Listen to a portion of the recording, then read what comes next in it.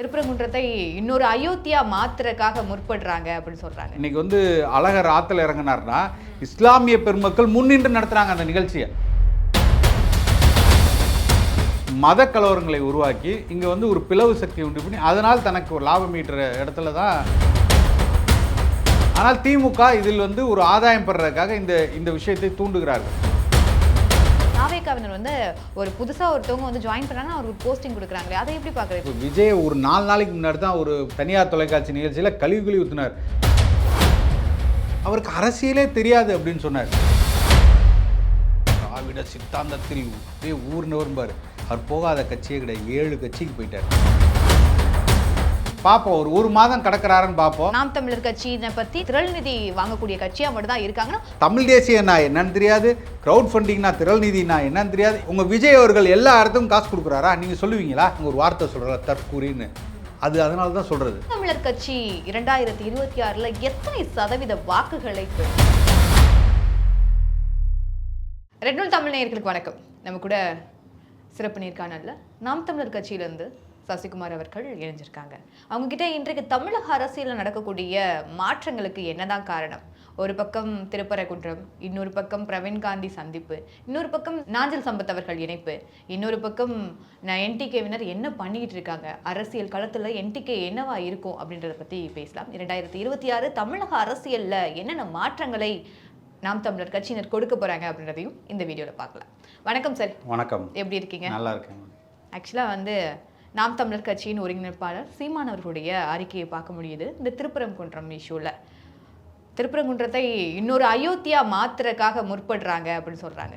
இந்த அயோத்தியா யார் மாத்திரக்கு இங்கே தமிழ்நாட்டில் முற்படுறாங்கன்னு நினைக்கிறீங்க? இல்லை, வேறு யார் மாற்ற முடியும்? அயோத்தியா மாற்றக்கூடிய சக்தியை படைத்து இன்றைக்கி 3ஆவது முறையாக ஆட்சியில் இருக்கக்கூடிய பாஜகவின் தூண்டுதலாலும் பாஜகவின் அரசு தான் இதை செய்ய நினைக்கிறாங்க. ஏன்னா ஒட்டுமொத்தமாக இந்தியாவில் தொடர்ச்சியாக எல்லா மாநிலங்களையும் தன்னுடைய ஆதிக்கத்தை செலுத்தி ஆட்சியை கைப்பற்றி வரும் பாஜக இங்கே தமிழகத்தில் தென் தமிழகத்தில் இருக்கக்கூடிய தென் மாநிலங்களில் இருக்கக்கூடிய எல்லா மாநிலங்கள்லேயும் கேரளா முதற்கொண்டு ஆந்திரா முதற்கொண்டு தமிழ்நாடு முதற்கொண்டு எப்படியாவது நேரடியாக ஆட்சிக்குள் வர வேண்டும் என்று நினைக்கிறாங்க. அப்போ அவர்களுக்கான ஒரு மூலக்கூறாக என்ன இருக்குது அப்படின்னா, ஒரு இந்துத்துவா சக்தியை எடுத்துக்கொண்டு கடவுளை முன்னிறுத்தி கடவுளை எப்படி மக்களிடம் இருக்கக்கூடிய அந்த பக்திங்கிறவோட தன்னுடைய மூலதனமாக எடுத்துக்கொண்டு இதை ஒரு பிளவு சக்தியாக பயன்படுத்துகிறாங்க. ஒரு எதிர்கூட்டணியை உருவாக்கி பாருங்கள், இஸ்லாமியர்கள் கிறிஸ்தவர்கள் எல்லாம் இந்து மதத்தை மறைக்கிறாங்க, இல்லை இந்து மதத்தை தவறாக பயன்படுத்துகிறாங்க, இந்து மதத்தின் அடையாளங்களாம் அழிக்கப்படுது இப்படின்னு சொல்லி ஒரு கட்டமைப்பை உருவாக்கி தான் நீங்கள் அயோத்தியில் மிகப்பெரிய அளவில் ராமர் கோயிலை கட்டணும்.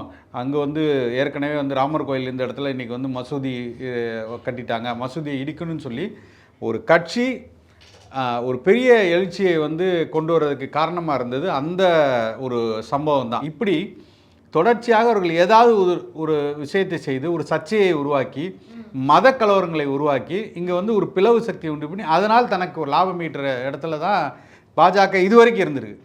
எல்லா மதத்தினரும் எல்லா சமூகத்தினரும் ஒற்றுமையாக வாழக்கூடிய மதுரை மண்ணில் இது நாள் வரை இத்தனை ஆண்டுகள் பல சமூகம் அங்கே வாழ்ந்திருக்காங்க. பல மராத்தியர் அங்கே அவங்க குடியேறிக்காங்க.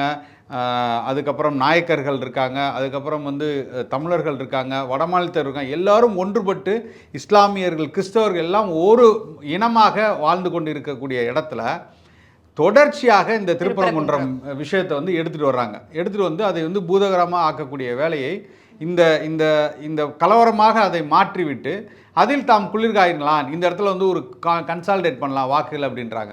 அதுதான் ரொம்ப ஆபத்தானதுன்னு நான் சொல்ல வரேன். அதை தான் அண்ணன் சீமான் அவர்கள் கடுமையாக எதிர்க்காங்க. நான் தமிழர் கட்சி தொடர்ச்சியாக கடுமையாக எதிர்த்துக்கொண்டே இருக்கிறேன். திமுக நினைத்திருந்தால் இதை உடனடியாக தடுத்து நிறுத்தலாம்.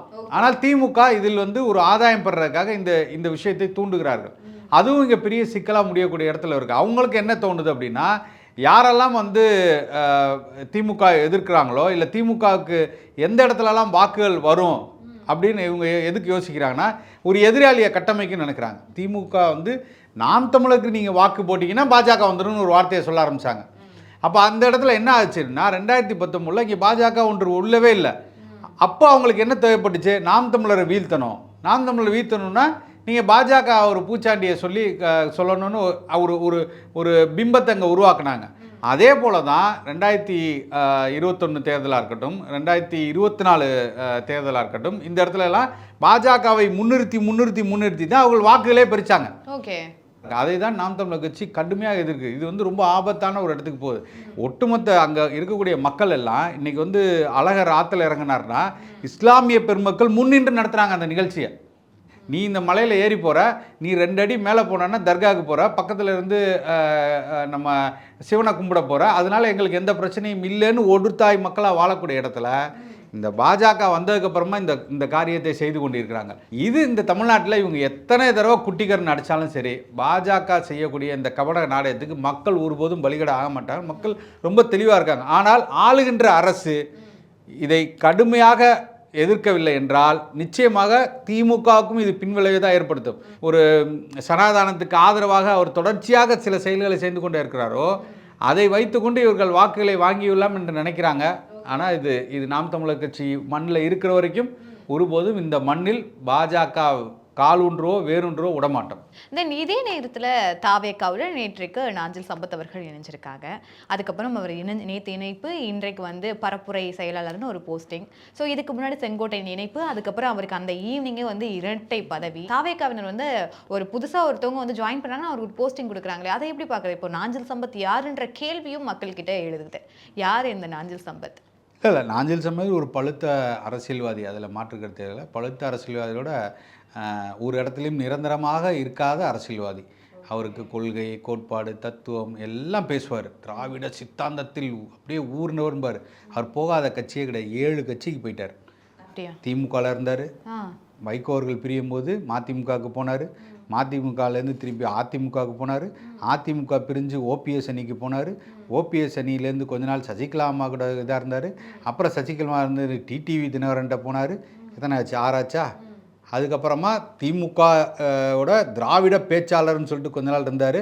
அப்புறம் 6 வருஷம் கேப்பில் வந்து சினிமா அது இதுன்னு ஏதோ பண்ணிக்கிட்டு இருந்தார். இன்றைக்கி வந்து திமுக என்னை வந்து பேச அழைக்கலை, எனக்கு ரொம்ப பொருளாதாரத்திலே ரொம்ப கஷ்டமாக இருக்கேன், எந்த இடத்துலையும் என்னால் வந்து சர்வை பண்ண முடியல அப்படிங்கிறதுக்காக இன்றைக்கி விஜய் ஒரு 4 நாளைக்கு முன்னாடி தான் ஒரு தனியார் தொலைக்காட்சி நிகழ்ச்சியில் கழுவி ஊற்றினார். அவருக்கு வந்து வாச்சாத்தினா என்னன்னு தெரியாது, அவருக்கு அங்கே நடந்த பிரச்சனையே தெரியாது, அவருக்கு அரசியலே தெரியாது அப்படின்னு சொன்னார். கார்த்திக் அவர்கள் அது ஸ்டேட்டஸாகவும் வச்சிருந்தாரு. ஆமாம். அப்புறம் நான் யார் என்னை கழுவி ஊற்றினாலும் துப்புனா தொடச்சிக்குவேன் பாரு. இப்போ இன்றைக்கி அவர் அங்கே போய் ஐக்கியமாக இருக்கார். போய் கொஞ்ச நாள் இருப்பார், பார்ப்போம். ஒரு மாதம் கிடக்கிறாருன்னு பார்ப்போம். 1 மாதம் கழித்து உங்ககிட்டே பேட்டிக்கு வருவார். என்ன சொல்கிறான்னு கேளுங்க விஜய். ஓகே, அது மட்டும் இல்லாமல் இப்போது நாம் தமிழர் கட்சியினர் பேசும்போது தாவேகாவுக்கு வந்து கொள்கையே இல்லைன்னு சொல்கிறீங்க. ஆனால் அவங்கக்கிட்ட ஒரு கொள்கை தலைவர்களாக 5 பேரை வச்சுருக்காங்க. ஆனால் இதே மாதிரி நாம் தமிழர் கட்சியினை பற்றி நாங்கள் வந்து தாவேகாவினர் கேட்கும்போது அவங்கக்கிட்ட நாம் தமிழர்கிட்ட வந்து தமிழ் தேசியம்ன்ற ஒரு கொள்கை இருக்கே சார் அப்படின்னு சொல்லும்போது, இல்லையே, அது அவங்க வந்து ஒரு திரள் நிதி வாங்கக்கூடிய கட்சியாக மட்டும் தான் இருக்காங்கன்னா, இது ஒருவர் மட்டும் இல்லை, ஒரு 2-3 பேர் தாவேகாவினோட ஆதரவாளர்கள் சொல்கிறாங்க. இதை எப்படி சார் எடுத்துக்கிறது? அதாவது முதல்ல திரள் நீதிலாம் என்னன்னு அதை தானே சொல்கிறோம். நாங்கள் ஒரு வார்த்தை சொல்கிறோம் தற்கூறின்னு, அது அதனால தான் சொல்கிறது. அவர்களுக்கு எந்த புரிதலுமே கிடையாது. மறுபடியும் பேசுகிறேன். திரள் நிதிங்கிறது தமிழில், அது ஆங்கிலத்தில் க்ரௌட் ஃபண்டிங் வரும். ஒரு கட்சி ஜனநாயக முறையில் இயங்கணும், ஒரு அமைப்பு ஜனநாயக முறையில் இயங்கணும்னா எல்லாரிடமிருந்து நிதி பெற்று தான் இயங்கும். அப்படி இயங்கலைன்னா அதுக்குள்ளே ஏதோ பிரச்சனைன்னு அர்த்தம். இல்லை, உங்கள் விஜய் அவர்கள் எல்லா இடத்துக்கும் காசு கொடுக்குறாரா நீங்கள் சொல்லுவீங்களா? இத்தனை கூட்டத்துக்கும் இத்தனை இடத்துக்கும் ஒரே இடத்துலேருந்து தான் கட்சியிலேருந்து காசு வந்திருக்கு. அது எங்கள் தலைவர் விஜய் தான் கொடுத்தாரு. ஒருத்தர் சொல்லுங்கள். அப்புறம் பேசக்கூடாது திரள் நிதிங்கிற வார்த்தையை. நாங்கள் பேசுகிற நிப்பாட்டிடுறோம். ஒட்டுமொத்தமாக இவ்வளோ தூரம் நடந்த இல்லாது. ஏங்க, ஒரு தடவை சத்யபாமாலேருந்து காசு வாங்குறாரு, அவங்க கொண்டு வந்து காசு கொடுக்குறாங்க, ஆதவர்ஜனா ஃபண்ட் பண்ணுறாரு, இவ்வளோ இடத்துலேருந்து ஃபண்டிங் வந்துகிட்டு இருக்கு. இதுக்கு பேர் என்ன? ஃபண்டிங்க்கு பேர் என்ன? நிதி தானே. நிதி தானே திரட்டுறீங்க. எல்லா இடத்துலையும் க்ரௌட் ஃபண்டிங் ஒவ்வொருத்தையும் வாங்கி தானே நிகழ்வு பண்ணுறீங்க. ஒரு இடத்துல போஸ்ட் ஓட்டுருங்க, 10 பேர்கிட்ட கலெக்ட் பண்ணி தானே காசு வசூல் பண்ணி தானே ஒரு போஸ்ட் ஓட்டுறான். அதுக்கு பேர் என்ன? அதுக்கு பேர் என்ன?